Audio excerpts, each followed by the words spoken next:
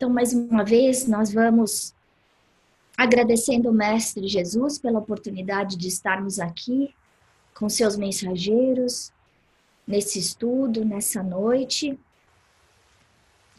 especial de comemoração de aniversário da minha mãe. Vamos cumprimentando a equipe de André Luiz, de Emmanuel, que já estão aqui, nos dando aquele suporte magnético, espiritual, ajuda física, para que nós, Senhor, consigamos apreender ao máximo os seus ensinamentos.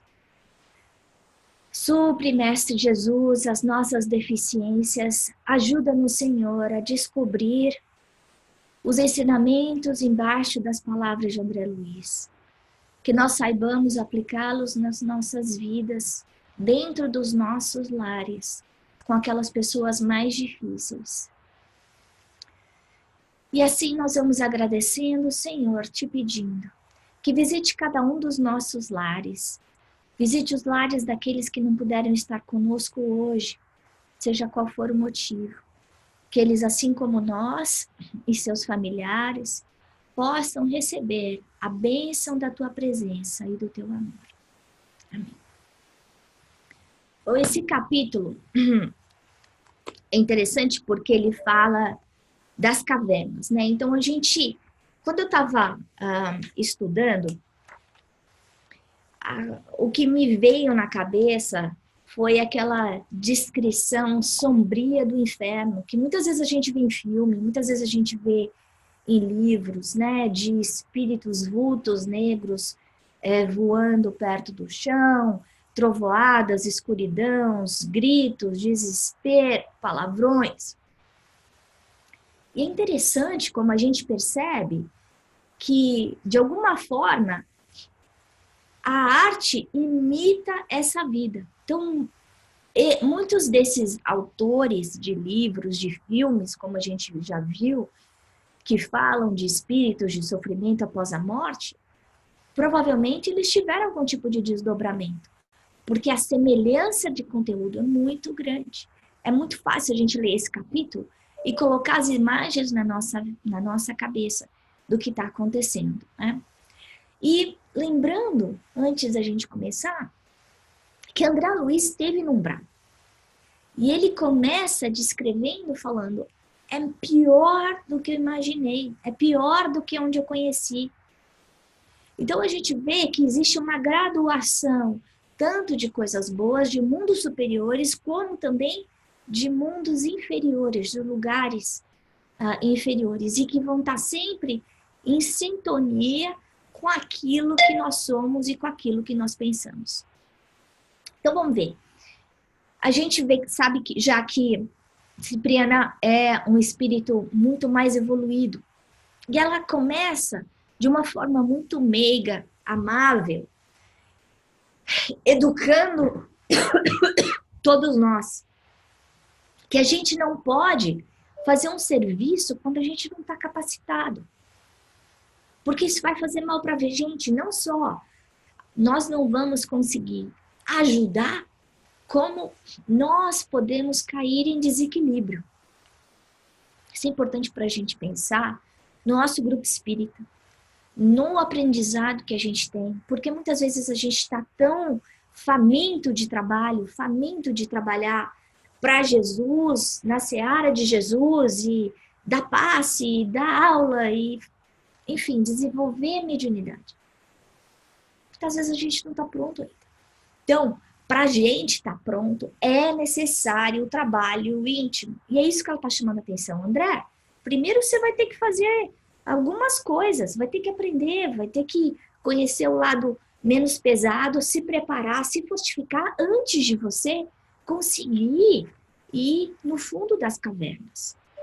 E a gente sabe disso, que muitas vezes, quando as pessoas entram num grupo de desobsessão, os médiuns, sem ter a capacitação, sem eles estarem prontos no lado do evangelho, essas pessoas podem cair em desequilíbrio. Em momento nenhum eu estou dizendo que a gente deve fechar a porta, porque para todos os tipos de trabalhadores há um trabalho. Então, a gente sempre pode servir na seara de Jesus, seja no centro espírita, seja fora do centro espírita, seja abrindo uma porta, seja ajudando a limpar o centro, seja trazendo uma comida para ajudar no fundraising, seja participando do evangelho, participando de algum estudo, enfim, colaborando em algum tipo de voluntariado. Existe sempre uma forma de ajudar.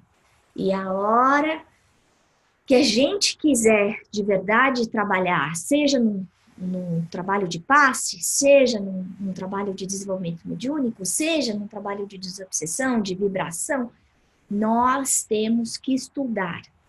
Da mesma forma que a gente não pode construir uma casa sem ter aprendido as bases, os fundamentos de como deixar uma casa em pé, a gente também não pode, de alguma forma, achar que nós estamos prontos para ajudar, para curar os outros, quando a gente ainda não se conhece o suficiente, né?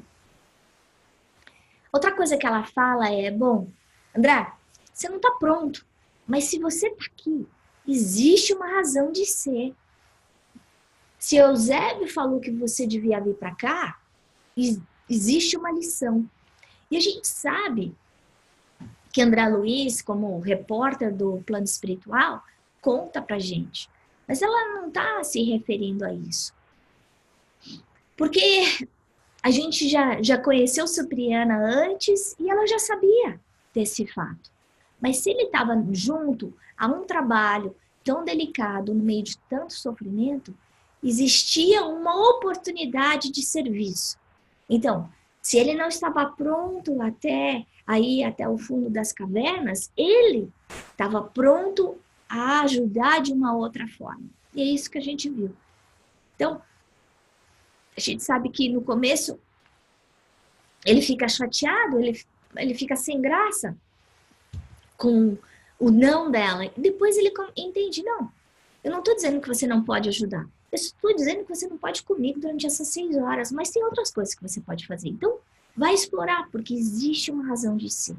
Então, o lugar onde a gente está, o nosso trabalho, a nossa casa, a nossa vida, o que a gente passa, as experiências que a gente passa, sejam elas de ordem moral, de ordem física, de ordem espiritual, elas todas têm uma função, que é dar para a gente oportunidade de serviço. E esse serviço sempre começa com aprendizado, né?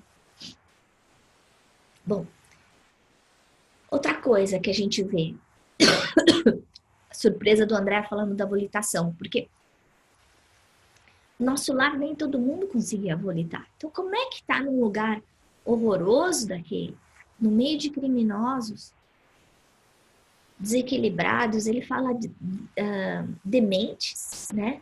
Enlouquecidos. Como é que eles conseguiam? E a gente vê que se a nossa qualidade moral nos ajuda a alçar voos mais altos, a nossa inteligência nos ajuda a manipular os fluidos que estão ao nosso lado. Então, nesse caso, esses espíritos, eles não têm o core moral, eles não têm os valores morais, eles não aprenderam ainda a amar o próximo. Eles, na sua maioria, não caíram nem em si. As faltas que eles cometeram, as pessoas que eles magoaram, eles nem se arrependeram. A gente vê um caso deles que ele estaria pronto a continuar fazendo o mesmo mal para a pessoa a quem ele tinha feito mal. Mas ele compara essa volitação como a do corvo e como da andorinha. Não é andorinha. De outro passarinho que voa alto. Então a gente vê que nós conseguimos alçar voos mais altos dependendo da nossa qualidade moral. Então a gente está aqui na Terra, é importante aprender, é importante ir para a escola, crescer a nossa faculdade de inteligência que todos nós recebemos e que precisa ser aproveitada, porque a gente sabe que é diferença aí. A hora que a gente passa do reino animal para o reino nominal, é a transformação do princípio espiritual para o princípio inteligente. Até o animal não existe inteligência, não existe pensamento contínuo. A partir do momento da fase humana, a gente consegue isso. E a gente precisa usar esse talento, essa faculdade, de uma forma positiva. Mas a gente está vendo aí que para conseguir voar, para não ser passarinho de asa quebrada, a gente precisa desenvolver inteligência e desenvolver a nossa asa moral. Outra coisa interessante é que a gente vê que essas pessoas que estão lá, ele não usa palavras fracas. Normalmente a gente vê André Luiz sendo muito cauteloso, muito bom na forma como ele descreve as situações, bom no aspecto de bondade, de caridade. Ele usa palavras pesadas nesse caso, né? E ele fala que não só esses criminosos causavam o seu próprio desequilíbrio, como por causa da sintonia mental, aquilo virava uma massa de desequilíbrio em grupo. Então vamos voltar. Quando a gente pensa na qualidade das pessoas que a gente ama, na qualidade dos amigos que a gente tem, das coisas que a gente fala, dos lugares que a gente vai, nós temos aí a lição de André Luiz explicando pra gente que não só pelo nosso pensamento a gente altera a nossa própria aura, nosso próprio campo mental, mas também o campo mental do ambiente altera aquilo que nós percebemos, aquilo que nós somos. Daí a importância da gente escolher bem como a gente usa nosso tempo, como a gente usa a oportunidade, a liberdade, o livre-arbítrio que a gente tem nas mãos. Bom, aí André Luiz vê toda aquele sofrimento, eles lembra que quando a gente começou a estudar esse livro, a gente viu que é um livro que estaria estudando o desequilíbrio, a loucura, mostrando a loucura não só do aspecto físico, no que os olhos do corpo veem, mas também do aspecto espiritual, de quando a gente está encarnado e de quando a gente está desencarnado. Agora a gente começa a ver o aspecto da loucura no mundo espiritual. Ele fica surpreso e pensa, puxa vida, mas eles estão aqui abandonados? E cadê, né, a ajuda? E aí a gente vê que existem, Calderaro explica para ele que existem vários grupos, várias escolas, então lugares, centros de socorro para ajudar essas pessoas. Mas elas não conseguem ser ajudadas enquanto elas não despertarem. E é tão fácil a gente ver isso dentro de casa, conosco mesmo, porque para a gente ser ajudado, nós precisamos aceitar essa ajuda. Da mesma forma do que está acontecendo lá. Eles estão aí ainda cegos em relação à sua situação espiritual e não acham que precisam de ajuda. A ajuda está ali. Da mesma forma que essa ajuda está dentro das nossas casas, como essa ajuda está aqui dentro desse livro. Mas a gente só vai abstrair, só vai aproveitar essa ajuda a hora que nós percebemos o nosso vazio, o nosso buraco, a necessidade. E aí a gente vê que o mesmo desequilíbrio, o mesmo apego que existia na vida física, eles continuam lá. Uma coisa que é para a gente pensar é que se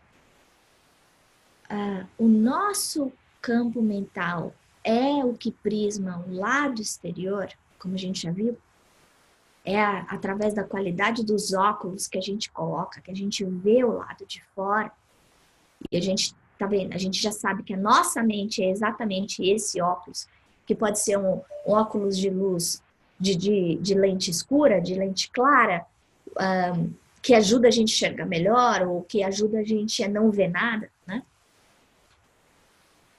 Então, esse campo mental, o que a gente está vendo lá de fora, é o que essas pessoas têm dentro do lado de dentro. Então, onde é que está esse inferno que ele fala?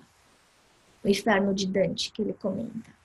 Está do lado de fora ou também está do lado de dentro de cada um? E isso que a gente tem que levar hoje à noite, né? Lembrar que nós conseguimos criar essas imagens horríveis, essa situação horrorosa na nossa própria vida, dependendo da forma como nós usamos o nosso livre-arbítrio, o nosso pensamento, o nosso dia a dia. Então a gente vai populando essa imagem através dos milhares de pensamentos que a gente tem durante o dia. Por isso Jesus falou, orai e vigiai, para a gente perceber quantas vezes eu estou pensando coisa boa, quantas vezes eu estou pensando coisa ruim. E lembrar que cada um desses pensamentos é uma sementinha que eu estou colocando, que não só está impregnando a minha verdade externa, a minha vida, com a minha realidade interior, né? Bom, aí ele fala, o grupinho pequeno, né? A gente viu o grupo da Cipriana, 6 pessoas, já foram para outro lado, ele que o caldeiraram, e ele fala milhares de loucos. Sofrimento, grito, palavrão, alienação total. Alguns presos ao chão. E a gente já viu isso em outros livros de André Luiz. Que é como se existisse, muitas vezes, as pessoas estão tão impregnadas ainda numa baixa vibração, que é como se elas estivessem presas numa areia movediça, elas não conseguem sair. A gente viu isso no livro Nosso Lar. A gente passou isso junto com o André Luiz. E muitos deles não têm nem a consciência da própria morte. Então, isso também mostra pra gente que tudo que a gente sente aqui na Terra, a gente vai continuar sentindo do outro lado. E daí vem a explicação por que o suicídio não resolve o nosso problema. Não é uma solução para o nosso sofrimento. Assim como não adianta a gente tentar fugir dos problemas do dia a dia e ir para um lugar bonito, porque aonde a gente for, as nossas preocupações vão com a gente. Não existe um cartão de crédito que consiga, de alguma forma, tirar da gente o peso, o sofrimento, a angústia, a culpa, a maldade que está dentro de nós, né? Que a dor vai ser carregada onde quer que a gente esteja. Que para sanar essa dor, eu preciso trabalhar na minha autocura. E essa autocura começa pelo autodescobrimento, pelo conhecimento de quem eu sou, das minhas faltas, daquilo que eu preciso aprender, de qual é a oportunidade de serviço que eu tenho aqui na Terra, né? Outra coisa que me chamou a atenção foi a gente ver aí a importância da família consanguínea, de que as pessoas que convivem conosco são entes queridos de passado, a quem nós devemos uma cota maior de amor. Quando a gente tem a bênção do merecimento, a gente renasce junto a pessoas com que a gente tem muita afinidade. Mas a gente sabe que a maior parte das famílias hoje na Terra, elas vêm para o resgate, muitas vezes pela dor, em vez de ser pelo amor. Outra coisa que é importante a gente ver é a sabedoria popular, falava aí da repetição a cada 3 gerações, que é muito semelhante ao que a gente está vendo aí com o André Luiz, falando que aquele avô vai ser aquele bisneto, né? Aquele irmão agora vai ser o filho. Existe um planejamento divino. Então, essa história da gente achar, eu não pedi para nascer, eu não queria esse pai, eu não gosto da minha família, eu não me dou bem com meu irmão. Bom, a gente veio para aprender a amar. Não existe acaso, não existe coincidência. Algumas pessoas na nossa vida a gente escolhe, mas a maior parte a gente não escolhe. E são muitas vezes essas pessoas que são colocadas no nosso caminho como porta para o nosso progresso espiritual. Então, antes da gente olhar para aquela pessoa que faz a gente sofrer como aquele verdugo, gente lembrar, talvez essa pessoa que hoje é esse cobrador pesado, endurecido, talvez seja essa pessoa a quem eu desrespeitei mais numa última encarnação. E que nessa vida eu tenho a oportunidade de melhorar. Talvez eu não consiga melhorar 100%, mas a gente conseguir trabalhar na neutralidade desse desamor já é progresso. E alguns estragos que a gente fez no passado, a gente sabe que vão demorar aí, talvez centenas de anos, várias reencarnações para a gente conseguir se ajustar com a lei. Não tem problema, né? O tempo está do nosso lado. A gente vê isso nesse capítulo, que o tempo resolve as coisas. Então, a gente faz a nossa parte, a gente vigia os nossos pensamentos, a gente tenta controlar as nossas emoções e, principalmente, controlar aqueles atos negativos que a gente tem vontade de fazer. E numa próxima vez as coisas vão ficar mais fáceis. Porque toda vez que a gente coloca amor no problema, o problema se torna menor. Aí a gente vê Cláudio. Opa. Cláudio continua aí apegado à matéria. Ele está aí no meio de outras pessoas, olhando para aquele lugar enlamaçado, horroroso, e a gente fica pensando nesse lugar, como é que ele está vestido? Qual será o traje? Como será o cheiro dele? Né? Não precisa pensar muito para a gente chegar a uma conclusão. Ele está olhando para essa lama, olhando, tratando como se fosse um tesouro. Então a gente vê mais uma vez que pelo apego, nesse caso em que ele ainda desrespeitou de uma forma grande a lei do amor, desonrou o pai, ele aí continua enxergando naquela lama um valor maior do que tinha. Então, um paralelo interessante, né? Porque muitas vezes a gente acaba se apegando a bens transitórios, se esquecendo que tudo isso vai ficar, né? Então, é para a gente aprender a usufruir, mas entender que a gente tem a posse, mas não a propriedade. Então, ao mesmo tempo que a gente quer usar, a gente não pode ser escravo daquilo que a gente tem. Quando eu falo isso, não é só do aspecto das coisas materiais ou da nossa aparência física, mas também eu não sou dono do meu marido, eu não sou dono da minha esposa, eu não sou dono do meu filho, eu não sou dono da minha mãe, eu não sou dono do meu pai.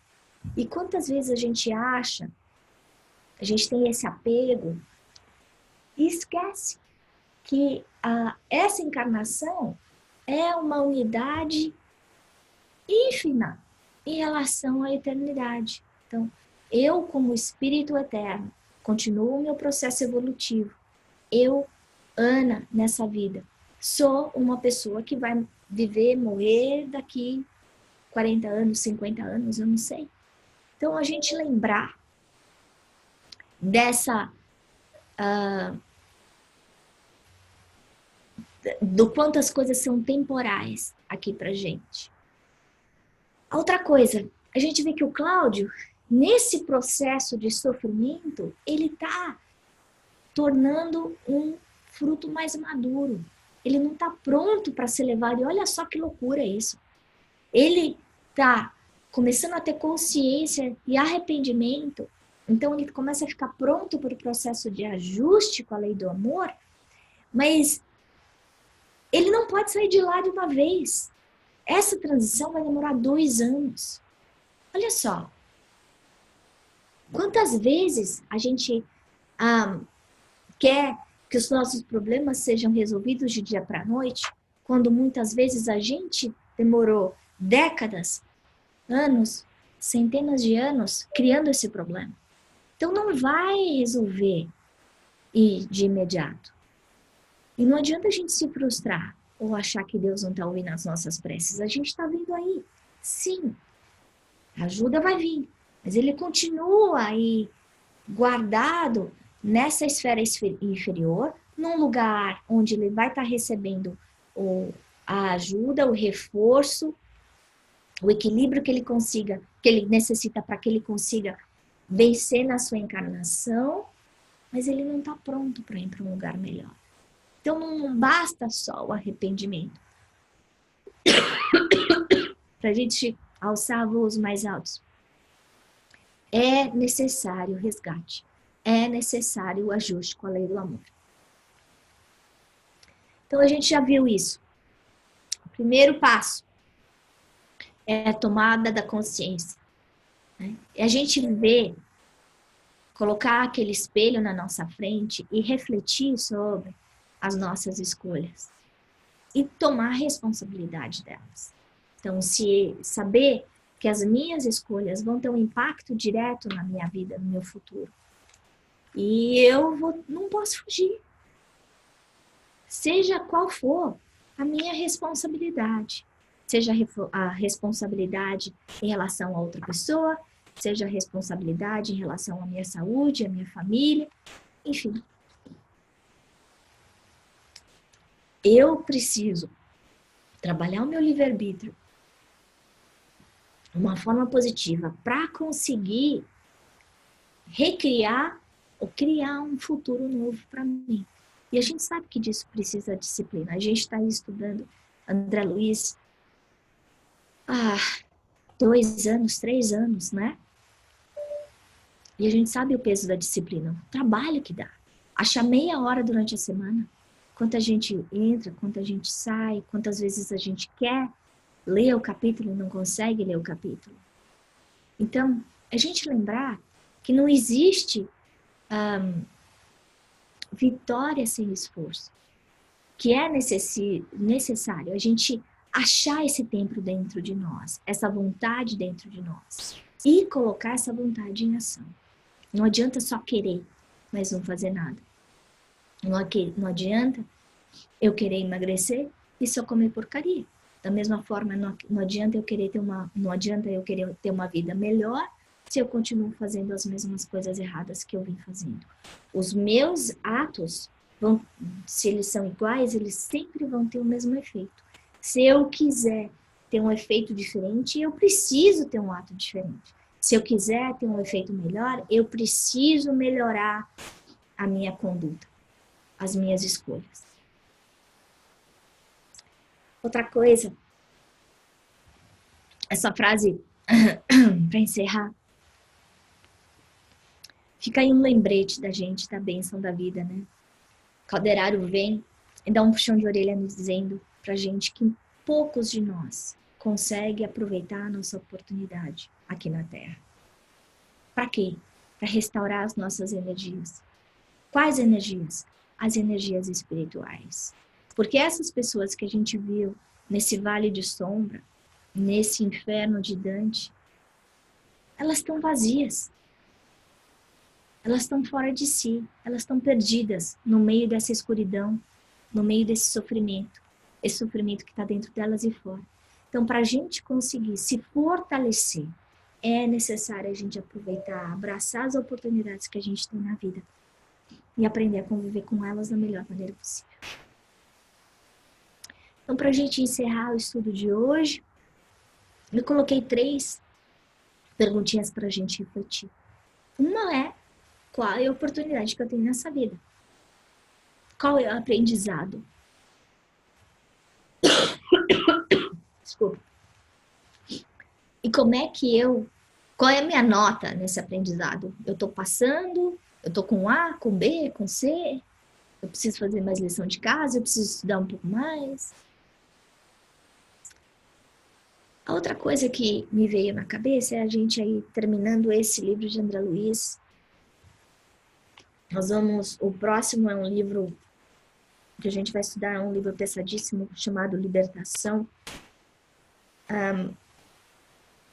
Por que a gente está aqui? Por que esse grupo continua tão coeso? Aí a Cris, que começou comigo desde o comecinho, quando a gente teve a ideia de fazer esse grupo.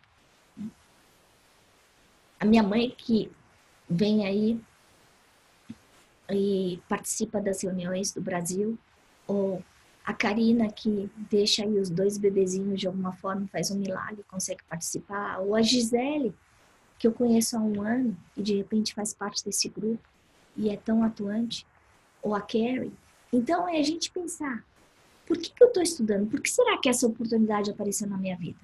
Eu faço essa pergunta para mim sempre, porque eu sei que sou eu que tenho que aprender mais, porque o meu ouvido é o mais perto da minha boca.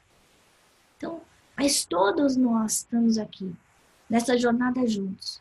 E existe um motivo para a gente estar aqui junto nesse estudo de André Luiz. Existe um motivo para André Luiz estar presente, visitando a nossa casa todas as semanas.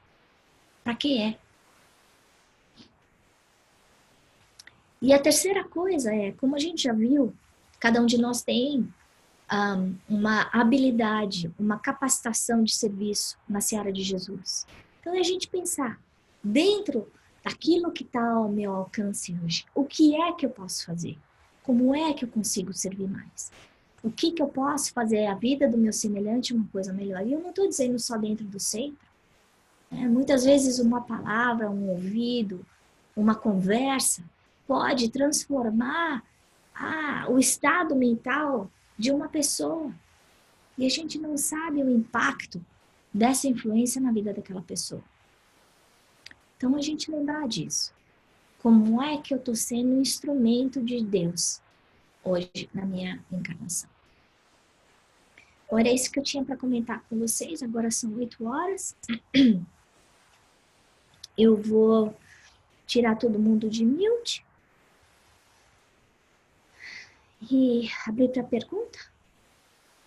Tá todo mundo fora do mute agora. Ana, eu não tenho uma pergunta para fazer, mas eu queria contar para vocês um pensamento que me ocorreu. Mais do que um pensamento, uma emoção. Quando você falou, por que é que nós fazemos parte desse grupo? Por que é que há quase 3 anos a gente vem estudando junto? Assim, veio tão nítido na minha mente que nós fomos preparados para a doutrina espírita. Quando a gente estava no plano espiritual, não exatamente juntas, mas cada uma no seu cantinho, dentro da sua realidade, com certeza frequentamos grupos de estudo assim. E a gente aprendeu lá a importância de um trabalho como esse, de um compromisso como esse. Por isso é que a gente supera obstáculos, que a gente vem com essa alegria, e por isso é que a gente se sente tão bem, porque a gente já tem receptividade para tanta coisa linda, para esses tesouros espirituais que o André Luiz coloca ao nosso alcance. Vocês concordam? Uhum. Com certeza. Muito bem falado, dona Lúcia. Uhum. Sinto a mesma coisa. Estamos no mesmo patamar, na mesma classe. Graças a Deus. Graças a Deus. Alguém mais quer comentar?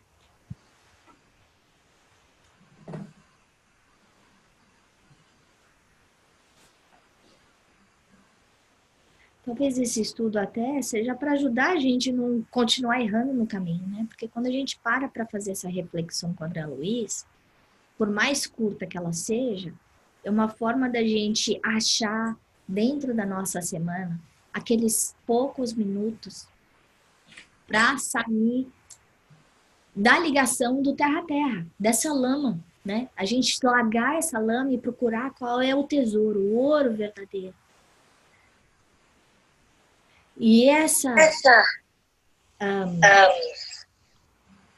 lembrança que a gente tem aí todas as semanas vai ajudar a gente manter a nossa caminhada mais firme, o nosso equilíbrio, porque a gente leva bordoada o tempo inteiro. Então a gente precisa estar fortalecido. E a gente não adianta querer tomar a vitamina depois que a gente já ficou doente. A gente precisa fazer o trabalho de boa alimentação, de cuidar do corpo, para a gente não adoecer. Porque depois que a gente adoece, para voltar para o normal, como a gente viu aí a Calderaro falando, É difícil melhorar, o fácil é cair. Então, a mesma coisa com a gente, né? Então, é a forma que eu vejo que o plano espiritual está segurando a nossa mão para a gente não escorregar de novo, né? Quantas vezes é que a gente já escorregou? Uhum.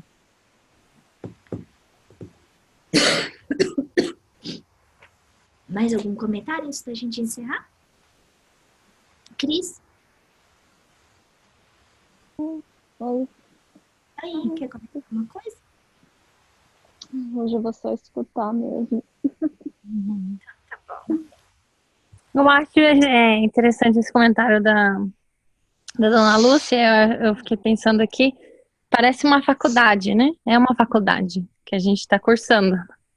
Tem que aparecer, né? Tem que mostrar a presença e às vezes tem alguns amigos que ficam, outros que aparecem depois. Uhum. E assim a gente vai adquirindo conhecimento. Eu acho que para mim o estudo do André Luiz está sendo para mim focar na disciplina, né? Sempre deixando claro que é a disciplina do pensamento, né? O nosso esforço, o que a gente faz para conseguir. E é assim também é uma faculdade, né? Se você não tiver disciplina para ir lá, enfrentar o trânsito e se não conseguir bem numa matéria, tentar de novo, não consegue se formar, né? Eu acho que o nosso grupinho é um grupo que está se graduando junto. É isso aí. É isso aí. É verdade. Karina, você aí quer fazer o encerramento pra gente? Então, antes de você começar, eu queria pedir, tem muita gente que tem pedido prece para mim, tanto grupo aqui, espírita, pessoas que acabaram conversando comigo e que de alguma forma estão passando por problemas muito complicados. Então, nessa noite especial, eu, além de pedir pela minha mãe aí, que abriu tantas portas aí para mim e para todos nós nessa jornada, pedir para todas as pessoas, principalmente as que estão doentes e precisando de prece, precisando de auxílio, já que a gente está aqui rodeado pela equipe de André Luiz, a equipe médica do plano espiritual, que a gente sabe opera milagres que os olhos da carne não conseguem ver. Então nós vamos pedindo a ajuda, a sustentação desses mensageiros de Jesus, visitando cada um dos lares, ajudando cada uma dessas pessoas que pediram as nossas preces. Pode ir, Karina.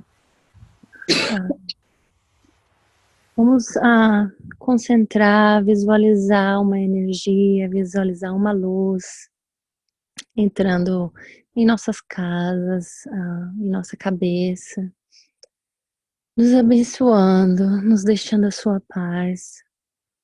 A luz que nos conecta a Deus, a luz da qual nós somos a forma e a semelhança dele. E assim pedimos, Pai, nos abençoe hoje, nessa noite.